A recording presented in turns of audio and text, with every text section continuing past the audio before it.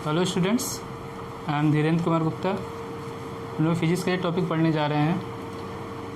धात्विक चालक में विद्युत आवेश का प्रवाह। धात्विक चालक में विद्युत आवेश का प्रवाह, flow of electric charges in a metallic conductor. ठीक है, इसमें क्या पढ़ेंगे लोग? विद्युत चालन का मुक्त इलेक्ट्रॉन मॉडल। विद्युत चालन का मुक्त इलेक्ट्रॉन मॉडल। ठीक है, तो ध्यान से सुनिएगा सभी पॉइंट को। ठोसों में सभी धातुएं विद्युत की सुचालक गुड कंडक्टर हैं। ठीक है, ज़्यादातर सभी धातु क्या होती हैं? विद्युत की सुचालक गुड कंडक्टर हैं। ठीक है, इसमें इन विद्युत चालन इलेक्ट्रॉन सिद्धांत के द्वारा समझाया जा सकता है। जो इलेक्ट्रॉन सिद्धांत हम लोग पढ़े हुए हैं उसकी मदद से इसमें विद्युत चालन को हम लोग समझेंगे। किसी पदार्थ के परमाणु में जो इलेक्ट्रॉन नाभिक के समीप की कक्षाओं में होते हैं, ठीक है, वे नाभिक के धन आवेश के द्वारा प्रबल आकर्षण बल से बंधे रहते हैं। हमें ये मालूम है ना, किसी एटम के सेंटर में नाभिक होता है, न्यूक्लियस होता है। ठीक है, उसके चारों ओर ऑर्बिट्स में, कक्षाओं में इलेक्ट्रॉन क्या करते हैं? भ्रमण करते रहते हैं, गति करते हैं। ठीक है, और जो पहले कक्षा में, पहला कक्षा कौन सा है? के। इसके बाद एल, एम, एन, ये कक्षाएं हैं जिसमें इलेक्ट्रॉन घूमते रहते हैं। ठीक है, तो जो समीप कक्षाएं होती हैं उनमें वो बहुत ही पास में है, तो उन दोनों के बीच की दूरी बहुत ही कम है, तो उनके बीच में आकर्षण बल क्या लगेगा? बहुत ज़्यादा। हो गया नेक्स्ट पॉइंट। परंतु नाभिक से दूर वाली कक्षाओं में इलेक्ट्रॉनों पर बल बहुत कम होता है, क्योंकि दूरी बढ़ जाने से बल का जो मान होगा वो कम हो जाएगा। ठीक है, परंतु नाभिक से दूर वाली कक्षाओं में इलेक्ट्रॉन पे यह बल जो है आकर्षण का वो कम हो जाएगा, क्योंकि हमने कूलाम के नियम में पढ़ा है ये चीज़। ठीक है, कि जो भी बल है, इलेक्ट्रिकल बल, विद्युत बल F का जो मान होता है वो दूरी बढ़ने के साथ घटता जाता है। F = 1/4πε0 Q1 Q2/r²। Coulombs law में पढ़ा हमने। तो R बढ़ेगा, R बढ़ने से क्या होगा? F का मान कम होगा। ठीक है, ये चीज़ हो गया। तो सबसे बाहर वाले कक्षा में जो इलेक्ट्रॉन गति करते हैं उनमें यह आकर्षण बल क्या होगा? बहुत कम होगा।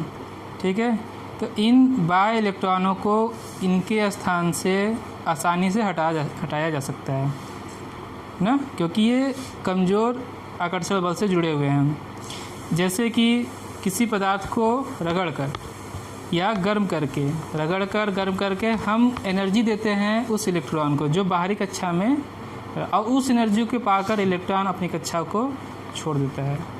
ठीक है, इनमें से अनेक इलेक्ट्रॉन तो अपने परमाणुओं से अलग होकर पूरे पदार्थ में, ठीक है, पदार्थ में मतलब परमाणुओं के बीच में जो रिक्त स्थान है उस जगह पर अनियमित गति करने लगते हैं। जब वो इलेक्ट्रॉन कहीं से भी एनर्जी पाकर, जैसे सिंपली रगड़ कर हम एनर्जी दे रहे हैं या उसको गर्म करके एनर्जी दे रहे हैं, तो अपनी कक्षा को छोड़कर, ठीक है, जो भी एटम्स में, परमाणु में खाली स्थान है उस जगह पे अनियमित रूप से गति करने लगेगा। ठीक है, इन्हें मुक्त इलेक्ट्रॉन अथवा मुक्त इलेक्ट्रॉन, फ्री इलेक्ट्रॉन्स, चालक इलेक्ट्रॉन या कंडक्शन इलेक्ट्रॉन कहते हैं। समझ में आ गया? ठीक है, फ्री इलेक्ट्रॉन और कंडक्शन इलेक्ट्रॉन, मुक्त इलेक्ट्रॉन किसे कहते हैं? जो किसी परमाणु के बाहरी कक्षा से थोड़ी सी एनर्जी पाकर, ठीक है, एटम्स के ही खाली जगहों में क्या होंगे? गति करने लगेंगे, अनियमित रूप से गति करने लगेंगे। तब इन इलेक्ट्रॉनों को फ्री इलेक्ट्रॉन, मुक्त इलेक्ट्रॉन, ठीक है, और कंडक्शन इलेक्ट्रॉन, चालक इलेक्ट्रॉन कहेंगे। इतना चीज़ समझ में आ गया होगा आपको। ये इलेक्ट्रॉन ही आवेश को पदार्थ में एक स्थान से दूसरे स्थान तक ले जाते हैं। ये इलेक्ट्रॉन ही पदार्थ में एक स्थान से दूसरे स्थान को ले जाते हैं। तो इस बात, ये भी बात समझ में आ रही होगी कि आवेश को एक जगह से दूसरी जगह ले जाने में कौन मदद करता है? इलेक्ट्रॉन। ठीक है, इलेक्ट्रॉन जो हैं ये मदद करते हैं आवेश को एक जगह से दूसरी जगह ले जाने में। अतः किसी ठोस पदार्थ की विद्युत चालकता उसमें मुक्त इलेक्ट्रॉनों की संख्या पर निर्भर करता है। ठीक है, तो नंबर ऑफ इलेक्ट्रॉन को मान लो n से यूनिट करते हैं, तो किसी भी पदार्थ में ये जो फ्री इलेक्ट्रॉन मुक्त इलेक्ट्रॉन है ये ज़्यादा मात्रा में, तो उसकी चालकता ज़्यादा होगी, वो तो अच्छा कंडक्टर कहलाएगा ना। ठीक है, तो किसी पदार्थ की विद्युत चालकता किस चीज़ पर निर्भर करता है? नंबर ऑफ फ्री इलेक्ट्रॉन्स, मुक्त इलेक्ट्रॉनों की संख्या पर निर्भर करता है। धातुओं में यह संख्या बहुत अधिक होती है। कितनी होती है? 10⁻29 प्रति मीटर क्यूब। धातुओं में कितना होता है?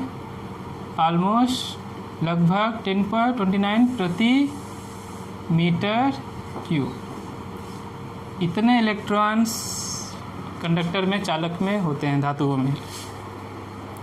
ठीक है, और इसी कारण धातुएं क्या होती हैं? विद्युत की बहुत अच्छी चालक होती हैं। ठीक है, और सबसे अच्छे चालक का नाम क्या है? चांदी। ठीक, सिल्वर। सबसे अच्छा चालक कौन है? चांदी। चालक कौन सा है? सिल्वर, चांदी। ठीक है, इसके बाद क्या है? कॉपर। इसके बाद सोना, गोल्ड।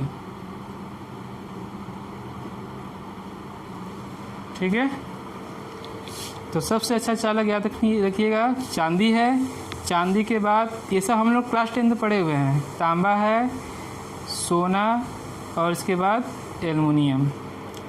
ठीक है, चांदी, तांबा, सोना और एल्युमिनियम। ठीक है, तो और एल्युमिनियम पहले नंबर पे, सिल्वर, कॉपर, गोल्ड और ये एल्युमिनियम।